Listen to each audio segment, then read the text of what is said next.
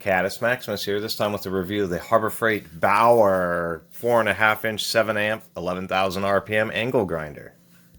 This is part of Harbor Freight's new premium brands. They have the Bauer and they have the Hercules, as well as their traditional Chicago Electric and Joe Master. And it's kind of weird. Harbor Freight has like 10 different grinders for sale now. They still are selling their super cheap $15 and $20 grinders. Actually, a lot of people bought those in really abusive situations, such as tile contractors, where they would just spray water on the blade, really just clogs up and ruins grinders, and they would basically buy the $15 ones because three $15 grinders would end up lasting or three or four, if you spent $60, would end up lasting longer than a $45 or a $60 more professional grade grinder. It was only under certain situations you're really much better off with a DeWalt or something like that. And I'll say that there is a Hercules 11 amp grinder. These tools only have 90-day warranties, and that's what it seems to be happening. There's quite a few teardowns of these. Even my opinion, if this didn't say Bauer on it, overall the way it looks and just the way it feels, the solid body, isn't a traditional Harbor Freight tool. It's a much higher quality tool, and so they're just sacrificing on the warranty and basically giving you a better discount. If you bought a tool like this from Makita, it would have a year. DeWalt, it would be DeWalt's 1 year free service and then a 3-year standard warranty. Milwaukee's are 5 years. And Hilti is seen to have a bunch of weird issues. Hilti is a very expensive tool company, but now they've come out with this whole 1 year money back, 2-year wear or anything goes kind of warranty, and then a 20-year defect warranty.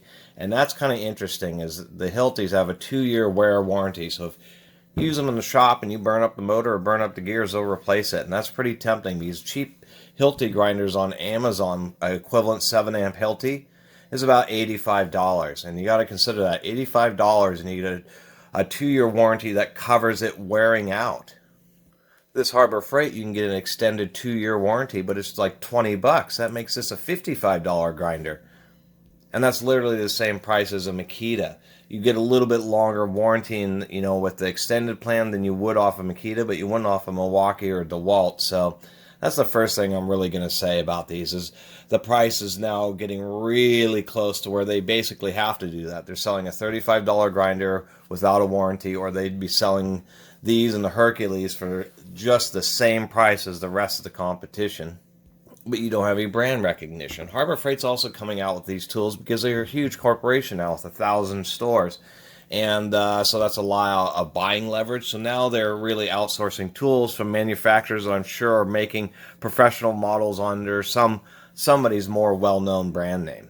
I mean, it may not be a Hilti or a DeWalt or a Makita or something, but all over the world, not just in United States, there's lots of places that obviously everybody can get power tools.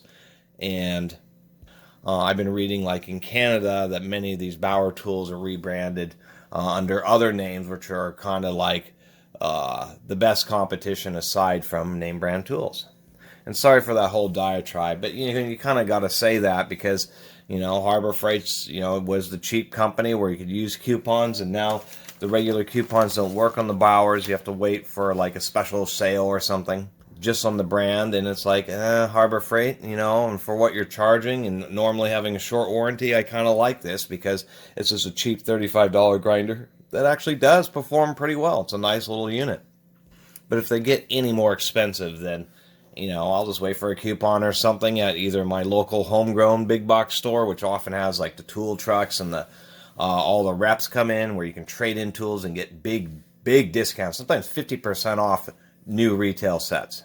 Literally, bring in your old, burned out battery DeWalt cordless set, and they'll give you 50% off a new modern lithium-ion brushless set. It's like one of the tricks in my area to getting new tools for truly excellent prices.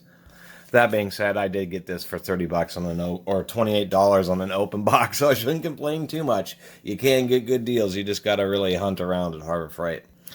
Ergonomics are great. We'll cut to me doing a couple cutting tests. I do talk about this Cubitron 2 wheel. Really, most wheels, back 80s, 90s, even early 2000s, were all pretty much the same. Some more the more premium German ones and some of the 3M ones were better, but they weren't dramatically better.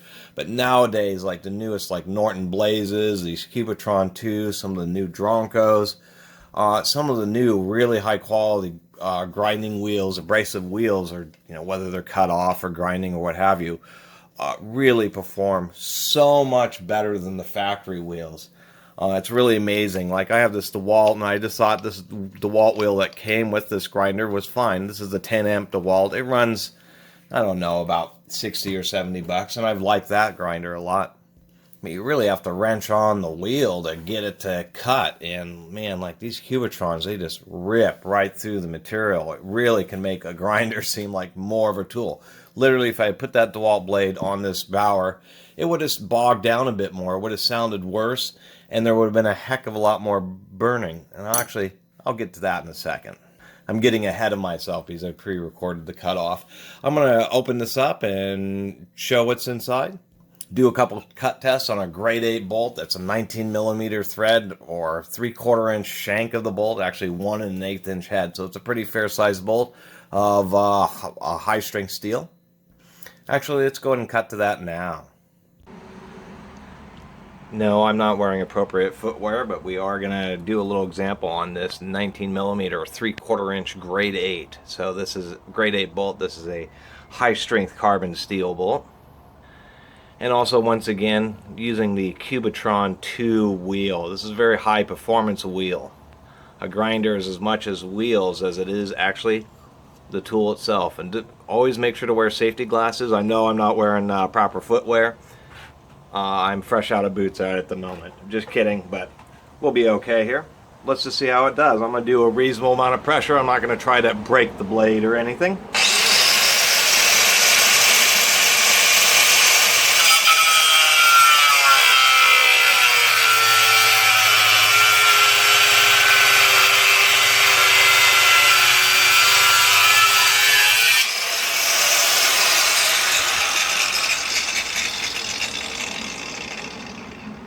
That was not very much pressure at all, and obviously it didn't bog down much. I put a little bit more pressure on there, but it just didn't need it. These Cubitrons really eat through metal fast, and on a normal grinder like this, it's great. I need to point that out. This was a brand new wheel, but this is kind of interesting, showing how good these are. This is the area where the wheel was, actually cutting and grinding on that bolt. We can see where the areas where the wheel didn't touch. That's actually okay. There's 4 areas that are even. It just has to do with the molding. The evidence, what I'm showing you, is the fact that it cut off that bolt and it didn't even actually use the entire surface of the wheel. I'm going to do this one more time. We're going to do just a little bit more pressure just to see.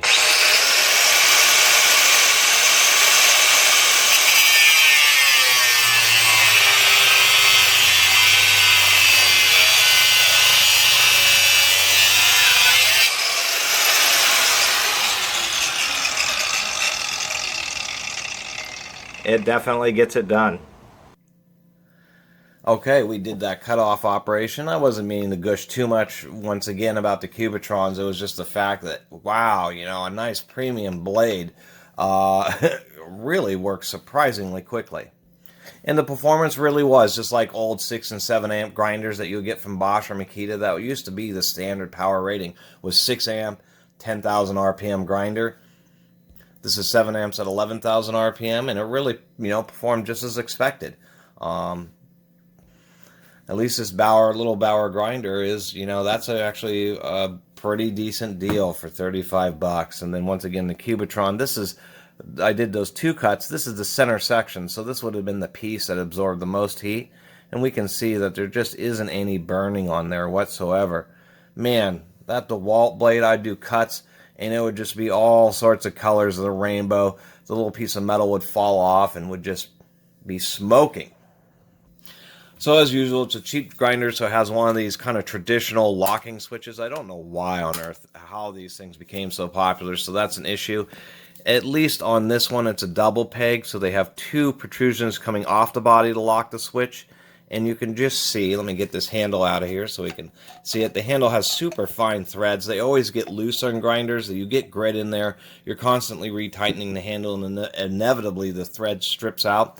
There is enough extra meat there to be able to tap that out to a larger size and use like a bolt and drill a hole through a piece of wood to make your own handle.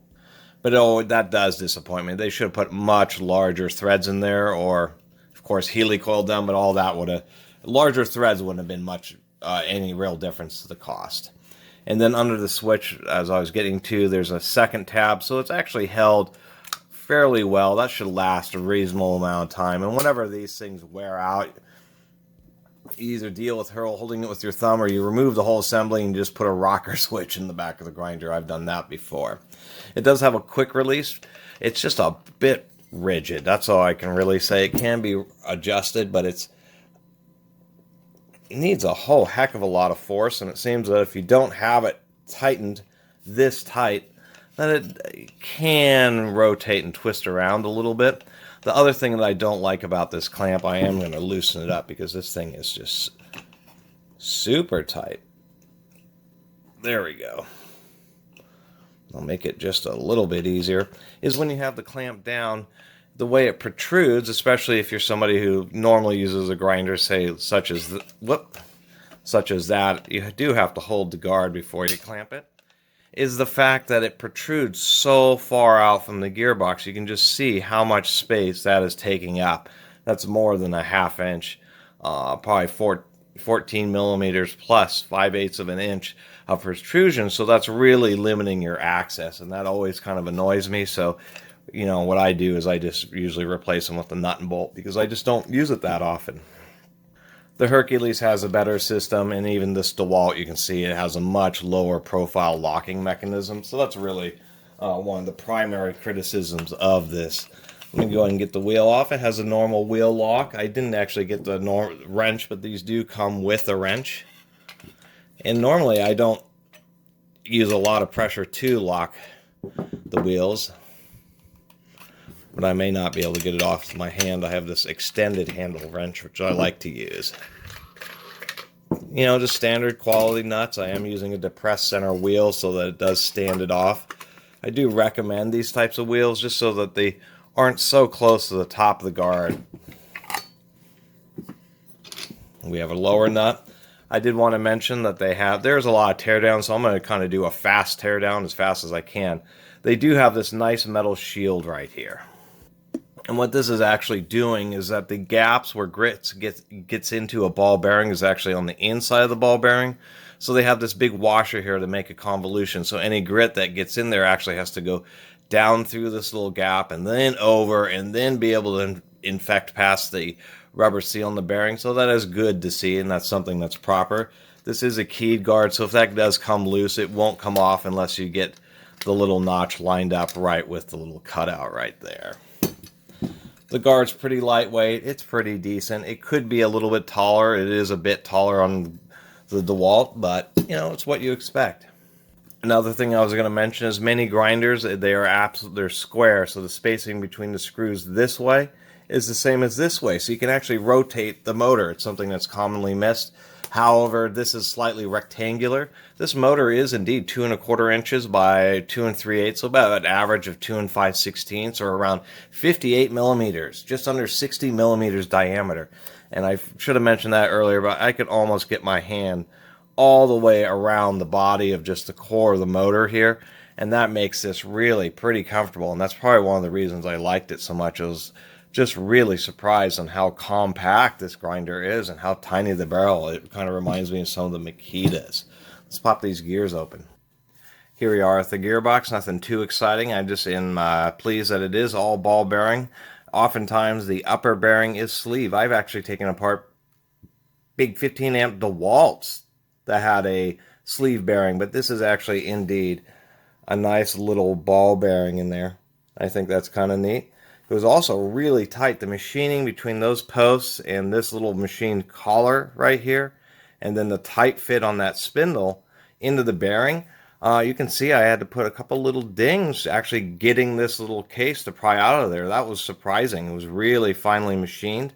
I would have liked to see some kind of tighter seal around there and maybe a little O-ring in this groove or in that little valley right there, because they're just relying on the flatness of the machining, which actually in this case, surprisingly enough, it's probably good enough for them to get away with that, and it will stay grit-free. It's just going to be a little bit difficult to take apart. And here we are, as other reviewers have noted, it's a pretty standard brush setup, just the same as in any other really professional grade power tool. They all use these stamped Although it's a thicker gauge stamped brass brush guide, they use a clock spring, which is pretty good. And then the actual conductivity wire is embedded straight into the brush itself. We have an oopsie right here in the casting. You can see where they use some kind of tool to actually cut out right there to make room for the wires. That's kind of funny. But it's surprising, this little piece that's, 30% fiberglass nylon. The body is PA6GF30. So that's a fiberglass. This is the exact same stuff as any other professional power tool. I mean, it really is kind of surprising. And here's the rest of it. Popped out those brushes. It's really easy just to pop the clock springs aside and pop the brushes out. I think these would even work on a DeWalt tool, to tell you the truth. Really pretty surprising. The field in there is indeed epoxy coated, just like other reviewers. Although the other reviewers, some of their field windings were not very well coated at all. Although these look pretty nice, but that's surprising. It's just like any other grinder, and is pleasing. There's so many tools where they just don't do that. So, they're really trying here. They really are. That's really pretty nice looking. Now, I'm not going to pull this motor out. The way grinders are set up, a lot of the life of the gears is reliant on really precise alignment. And so what they do is the motor comes through, pokes through the bearing that's in the back of this case. We can just see, I don't know if you can just see, but there's a metal plate that goes over the back of that bearing. So the bearing is locked into this housing, and then they use that little nut that I showed earlier to bolt the gear onto the end of the motor. So this motor is totally locked into the same position in this housing, and it really does make a difference. And I didn't mention earlier, this thing did have nice looking gears that were helical cut bevel gears, known as spiral bevel gears. So just everything's just correct. We look at the motor. This back bearing actually has brown seal, so I think that's HNBR, but that's actually a high quality seal. These are anti-vibration dampers. What notoriously happens is when these back bearings eventually wear out, they spin in these dampers, and then they burn up and melt themselves into the housing. One thing that I thought was real interesting is at the back of this damper, we can see has a little lip. And so when we kind of pop it over the bearing, let me get it on there. Now you have to remember, this bearing is sitting in a sealed pocket in the back of the tool. It's a sealed bearing itself, but then this cushion has a little lip. That lip sits into a groove that is in the back of this nylon washer. So the nylon washer spins, so any grit that gets into this bearing actually has to go somehow make it past a spinning nylon washer, past that little convolution, and then past the seal on the bearing itself. This is not a true wiper seal, but that convolution is actually pretty smart. There's a lot of grinders that didn't quite figure that out, or just put in a shield but didn't actually have this extra convolution. That's really smart design. That's going to will keep a lot of grit. It's going to be very difficult for grit to get past that convolution and then up into the bearing. We can also see that they did, epoxy the windings like they point out. They do wrap the windings, and they just wrapped it on both sides through the motor when they're manufacturing it. A lot of people are saying, they do wrap the windings to keep them in place. That actually isn't the purpose of this wrapping. They wrap both sides of the motor because it's just cheaper and easier for them to do that versus having a robot that does the special glue that like Makitas have. The purpose of all this string is to really knock away grit. I've been inside like rotary hammers, demolition hammers, heavy duty concrete corded power tools, and actually the dust and the grit, that's what kills the tool. Is it actually, I've seen these windings actually get ground down through just the raw grit and fail. And that's what these little strings are actually doing, is they're acting as a webs. This motor is spinning at a huge RPM, 25,000 RPM or something like that. And although it does kind of help hold the windings, what they've done is they've used it to wrap around right there, and then as pieces of the grit, they kind of deflect it away. More like a first line of defense, and I've actually seen this on quite a few motors. I've seen this on some very old motors, so it's not a new idea, but it is more expensive to do this. And once again, it's just like pretty wild. We just looked at, a Milwaukee drill from the 90s, and this motor looks better. If this had Milwaukee on it, had a better looking fan, all this winding and epoxy, You know, it's all the competition. Even with all the stuff that is made in China, there's a ton of Chinese manufacturers that all are competing against each other. And they're selling, we'll make a tool, we'll use better quality plastic and we'll sell it to you for the same price. And holy moly, I mean, really, not a bad grinder at all for 35 bucks. There was a fan shroud in there. Anyway, I think I'm going to end the review here. I really appreciate everybody watching and subscribing. And if you haven't subscribed, please do. Until next time, Catus Maximus out.